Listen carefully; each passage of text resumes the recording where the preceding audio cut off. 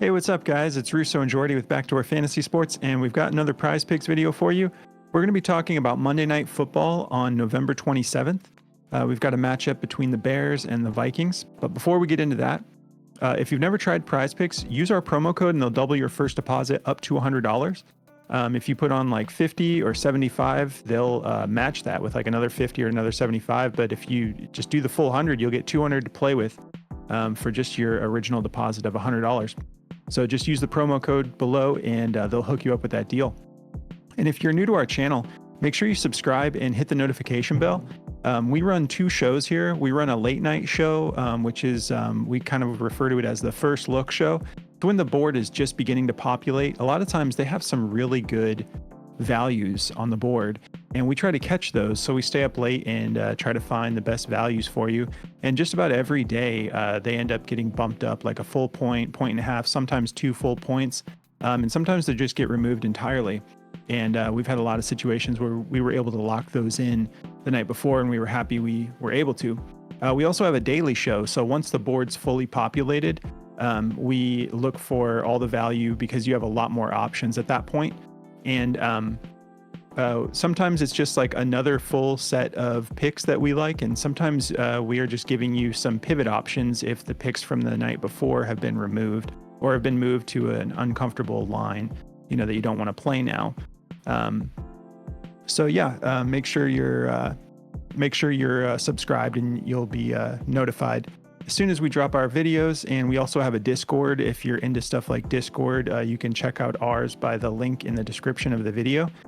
We have a really good community over there. We do Flex Friday Live, where we go into voice chat and we build out lineups together. And we have some really awesome people over there in our community. They're really smart, and they're constantly finding really good lines that we're all into. And we kind of just utilize each other as resources to build out our slips together.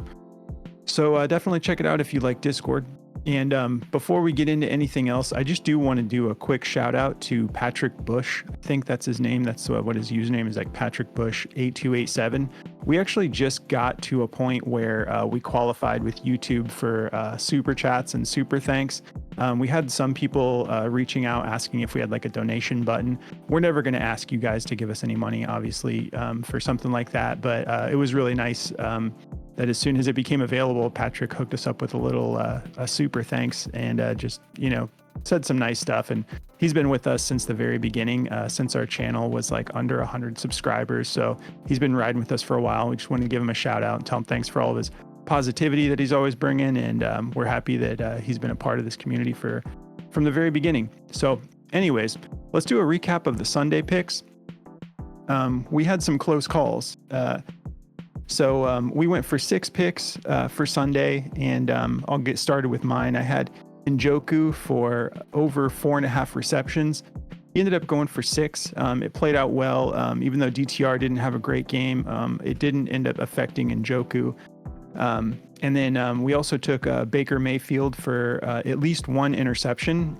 He ended up going for his interception. He kind of scared me for a minute because early in the game, he ended up getting hurt with, I think it was his ankle, left the game. And then I was just like, here we go. Because people who watch our show know that like almost every single slate, when we pick out our players, someone's getting injured. From the very beginning of our show, since we made our first video, the people we picked at the very beginning of the year, it's just been that trend. We lose someone every single slate. It's kind of sad, but kind of funny at the same time. But anyways, I thought that was going to be another situation. And then Baker ended up coming back into the game. Then he threw a pick right after.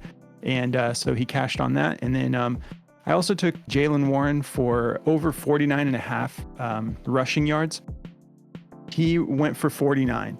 And there's no excuses here because he actually had like double-digit opportunities to run the ball, and he came close. He had one fumble that I think would have put him over the mark, but there's just no excuses there. He had a bad day. I still think he's a great running back, but yeah, he didn't. He fell short for us by half a yard.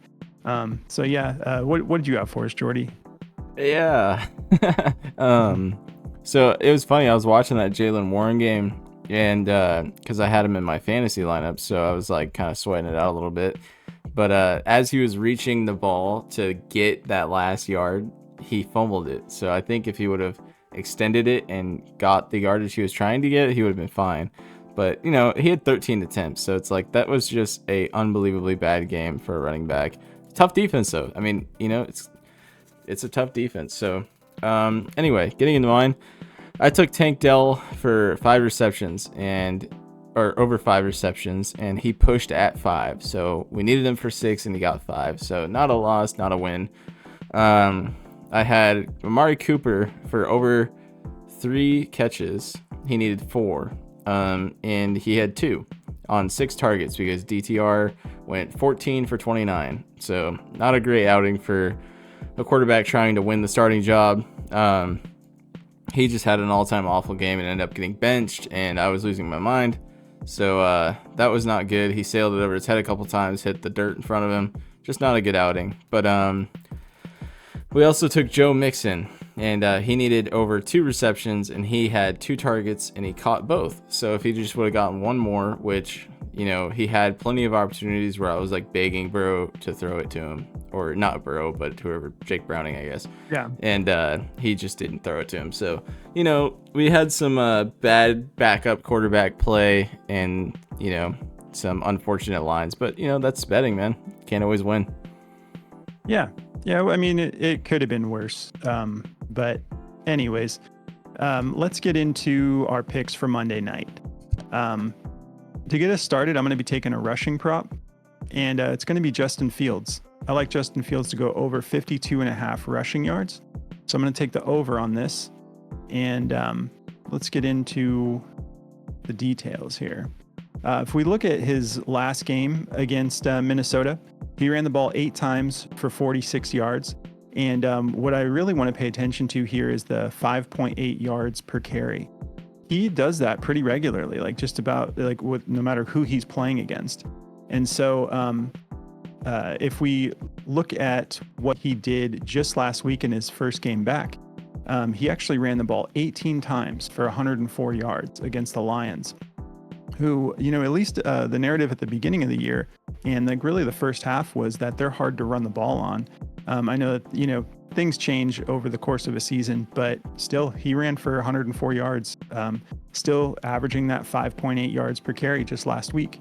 And if we look at what Minnesota's allowing to quarterbacks, it might be a little bit deceiving because their average is just 18 yards a game, but that's because they haven't played that many mobile quarterbacks. If you look at the attempts through like their last 6 weeks, the most was the 49ers going for 5 attempts, and that's just more like scrambling than actual like a mobile quarterback. So he, when Fields went for 50, at least according to this, I think these stats are a little bit skewed from StatMuse. But if we go back to Jalen Hurts here in week 2, he ran the ball 12 times for 35 yards. And then week 1, we have Baker Mayfield, who's doing more scrambling than anything, but eight attempts. So some of these numbers get a little bit skewed, but I think that I think Justin Fields is going to end up going for, if I had to guess, I think it's going to be over 10. I think it's like 10 is the minimum amount of attempts I expect from him. I wouldn't be surprised to see like 12 or 13. And I think he's going to go over this pretty easily. And if we look at the odds on this pick, we've got BetMGM favoring the over for him to go over 52.5 rushing yards. They have a minus 120 on that. And then Caesars has it at minus 137. So when I see multiple odds makers kind of confirming what the narrative is that we're building based off of the indicators that we're using, it just kind of confirms a little bit. The odds makers aren't always right, but when we can put together a narrative and the odds makers are seeing the same thing we are, it makes me feel good about taking a pick. So I'm going to take the over here. And then my next is going to be field goals made. I'm going to go with Greg Joseph. I like him to go for at least 2 in this. I think if we think about the type of quarterback that Joshua Dobbs is, he's able to really get them at least into that red zone area.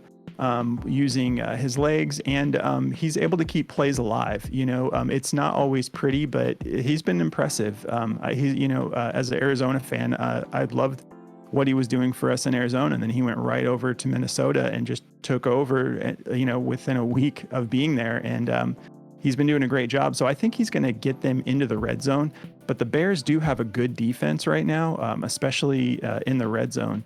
And so I think that he'll get them there, and then they're going to probably be relying on Greg Joseph to go for at least 2 made. And if we look at what he's done over his last 3 weeks, he's hit 2 in every single game, and that's with Josh Dobbs.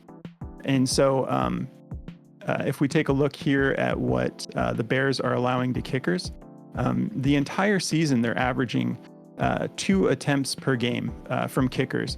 But that's also that average has actually been tanked a little bit by when they played the Lions, where they didn't go for any field goals because the Lions were playing from behind the whole time. So they were just, trying to put major points on the board, not settling for field goals. And it came down to the wire.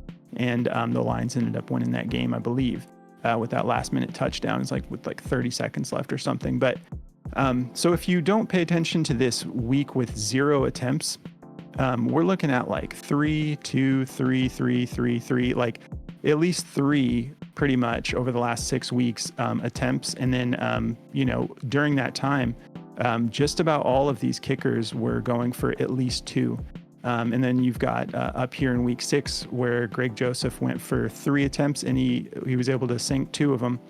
So I feel good about a similar narrative where Dobbs will get him in the red zone, and the Bears will hold up. At least, Dobbs will probably score a couple touchdowns, but I think that at least twice I like the odds of Greg Joseph, hitting it between the uprights. And then if we go back to our odds makers again, BetMGM has this at -130 to go over, and Caesars has this at -127 to go over. So they're pretty heavily favoring the over here. And again, they're just kind of confirming our narrative in this one. So that's the 2 I've got. What do you got for us, Jordy? Yeah, so to get me started, I'm going to be going with a receptions prop. I actually really like this one. So I would have liked it a lot more if it was at 3.5, but Prizepicks never gives us the super juice. So we're just going to have to stick with the juice box. But I like this at over 4 because it's a -135. It was a -155 at 3.5. So that just made me feel even better about this. But if we look at what the Vikings are giving up to tight ends, they're giving up 6 targets and almost 5 receptions a game. So it's exactly what we're looking for. And if we look at what Cole Kmet's been doing this year, I mean, he's been fantastic, and him and Fields have been on the same page this year. Obviously, Fields got hurt, and the backup rookie came in, and he was doing great with him too. So I think he's just kind of in that rhythm right now as a player where he's confident, and he's getting a lot of targets, and I like him. I think he's the second most targeted player on their offense. So I think that he can easily go over this for us. And, if we look at what Vikings are giving up completion percentage wise, they are giving up second worst. So that's good for us because that means that he's just going to be able to get completions, and Fields isn't a very accurate downfield passer. So I like this for just those quick little passes that he's been giving Kmet. So taking the over here. This next one, I've actually played in the past myself twice, and it's hit for me twice. So I'm going right back to it. I'm going for Harrison Smith to go under 6.5 tackles and assists. This is a -135 to go under.